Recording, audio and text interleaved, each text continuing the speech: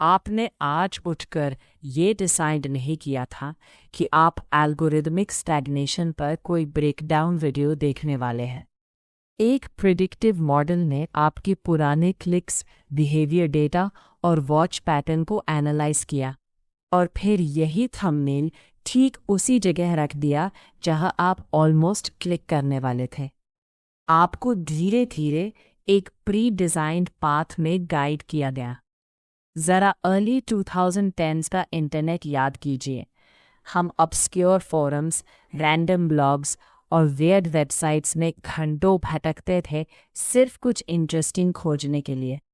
हर click एक unpredictable rabbit hole की तरह होता था। लेकिन आज आप बस ऐप खोलते हैं और एक हाइपर क्यूरेटेड फीड आपको वही दिखाती है जो स्टैटिस्टिकली आपको सबसे ज़्यादा एंगेज करेगी। अब ये सॉफ्टवेयर सिर्फ कंटेंट सजेस्ट नहीं करता, ये आपके ड्वेल टाइम, माइक्रो हेजिटेशंस और स्क्रॉल स्पीड तक ट्रैक करता है। ये सिस्टम आपके इम्पल्सेस और डोपामिन क्रेविंग्स को आपसे पहले समझ लेता है, कई बार तो आपको खुद रियलाइज़ होने से पहले कि आप बोर्ड हो चुके हैं। टेक डिज़ाइन की लैंग्वेज में इसे फ्रिक्शनलेस इंटरफेस कहा जाता है। इसका गोल है आपके और अगले कंटेंट पीस के बीच आने वाली हर ऑब्स्टिकल को ख़त्म कर देना। लेकिन साइकोलॉजिकली एक पूरी तरह फ्रिक्शनलेस एनवायरनमेंट इंसान के दिमाग के लिए डेंजरस हो सकता है। जब आपके सामने कोई रेजिस्टेंस नहीं होता तो आपका माइंड एक्टिवली एंगेज करना बंद कर देता है। बायोलॉजिकली हमारा ब्रेन प्रॉब्लम सॉल्विंग के लिए बना है। हमें सर्च करना, भटकना और डेड एंड्स तक पहुंचना ज़रूरी होता है। यही मेंटल फिक्शन क्यूरियोसिटी और डीप सेटिस्फैक्शन से जुड़े न्यूरोट्रांसमीटर्स को एक्टिवेट करती है। लेकिन प्लेटफॉर्म्स ने कन्वीनियंस के बदले हमारी लॉन्ग टर्म कॉग्निटिव हेल्थ को सैक्रिफाइस करना शुरू कर दिया है और धीरे धीरे डिस्कवरी की नेचुरल अर्ज ख़त्म हो रही है। अब सवाल ये है कि ये फ्रिक्शनलेस सिस्टम इतना मेंटली ड्रेनिंग क्यों लगता है? क्योंकि ये प्लेटफॉर्म्स आपके रिवॉर्ड सर्किटरी को हाईजैक कर चुके हैं। एक्टिव सीकिंग डोपामीन और पैसिव स्क्रॉलिंग डोपामीन में बहुत बड़ा फ़र्क होता है। जब आप खुद किसी चीज़ को खोजते हैं, प्रॉब्लम सॉल्व करते हैं, तब ब्रेन में स्ट्रॉन्ग न्यूरल कनेक्शंस बनते हैं।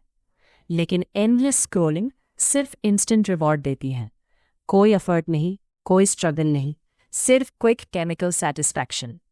और इसका सबसे बड़ा असर पड़ता है प्रीफ्रंटल कॉर्टेक्स पर, यानी ब्रेन का वो हिस्सा जो डीप फोकस और कंसंट्रेशन कंट्रोल करता है।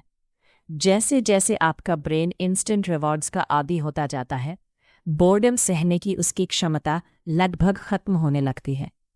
नॉर्मली हमारा माइंड अननोन आइडियाज़ को समझने के लिए खुद एक कंसेप्चुअल मैप बनाता है। लेकिन जब एल्गोरिदम हर चीज़ क्यूरेट कर रहा हो तो आपको खुद कभी नेविगेट करने की ज़रूरत ही नहीं पड़ती। धीरे धीरे आपका ओन मेंटल मैपिंग सिस्टम कमज़ोर होने लगता है। ऑप्टिमाइजेशन अब एक बायोलॉजिकल ट्रैप बन चुका है। ये फ्रिक्शनलेस डिलीवरी सिस्टम इंसान को एक्टिव एक्सप्लोरर से पैसिव रिसीवर में बदल रहा है। और ये सब एक्सीडेंटल नहीं है। मैसिव टेक कंपनीज की पूरी रेवेन्यू सिस्टम प्रिडिक्टेबिलिटी पर टिकी हुई है।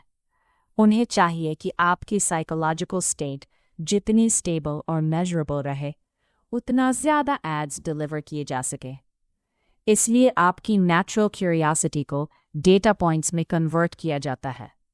आपकी वियर्ड इंटरेस्ट्स, रैंडम थॉट्स और अनएक्सपेक्टेड फैसिनेशंस को एल्गोरिदम फिल्टर कर देता है और सिर्फ स्टैटिस्टिकली सेफ कंटेंट बचता है। यही मैकेनिज्म मॉडर्न कल्चर को शेप कर रहा है, जिसे अब सिंथेटिक एस्थेटिक कहा जाता है। आज क्रिएटर्स को सर्वाइव करने के लिए अपना आर्ट तक रिवर्स इंजीनियर करना पड़ रहा है ताकि उनका कंटेंट एल्गोरिदम फ्रेंडली बन सके। लेकिन रियल ह्यूमन जीनियस हमेशा रैंडमनेस, मिस्टेक्स और बिजार आइडिया से पैदा होता है। जब आप हर प्रोसेस को परफेक्टली ऑप्टिमाइज कर देते हैं तो वही मिस्टेक्स खत्म हो जाती हैं जिनसे जेन्युइनली नई चीज़ें पैदा होती हैं। और जब करोड़ों क्रिएटर्स एल्गोरिदम अप्रूवल के पीछे भागने लगते हैं, तब कल्चरल एवोल्यूशन धीरे धीरे रुकने लगती है। हर चैलेंजिंग और अनकंफर्टेबल आइडिया फिल्टर होने लगता है और इंसान अपनी ग्रोथ के लिए ज़रूरी फ्रिक्शन खो देता है। ये क्यूरेटेड लूप पर्सनल डेवलपमेंट पर इनविजिबल सीलिंग लगा देता है, जिससे माइंड रियलिटी की अनप्रेडिक्टेबिलिटी के लिए तैयार ही नहीं हो पाता। सबसे डरावनी बात यह है कि शायद आपके हॉबीज़, पॉलिटिकल ओपिनियंस और डेली थॉट्स भी पूरी तरह आपके अपने नहीं हैं, बल्कि एक प्रिडिक्टिव मॉडल के कैलकुलेटेड आउटपुट्स हैं। और इसका एंटीडोट हो सकता है डिजिटल स्टोइसिज्म, यानी एफर्टलेस कंजम्पशन को कॉन्शियसली रिजेक्ट करना और अपनी लाइफ में फिर से फिक्शन को वापस लाना। कभी फ़ोन घर पर छोड़ना, फिजिकल बुक्स पढ़ना, रैंडम अनक्यूरेटेड एक्सपीरियंसेस को अपनी रूटीन में शामिल करना। ऐसी आर्ट, लिटरेचर और एक्सपीरियंसेस तलाश करना जो वियर्ड हो, मेसी हो और इतने ह्यूमन हो कि उन्हें एल्गोरिदम कैटेगराइज ही ना कर पाए। आपको ऐसी आइडियाज़ कंज्यूम और क्रिएट करनी होंगी जिन्हें मशीन लर्निंग कभी पूरी तरह ऑप्टिमाइज ना कर सके, क्योंकि अगर इंसान ने वॉन्डरिंग और डिस्कवरी की फिक्शन को खुद वापस रिक्लेम नहीं किया, तो एक दिन एल्गोरिदम्स पूरी तरह हमारी क्यूरियोसिटी को रिप्लेस कर देंगे।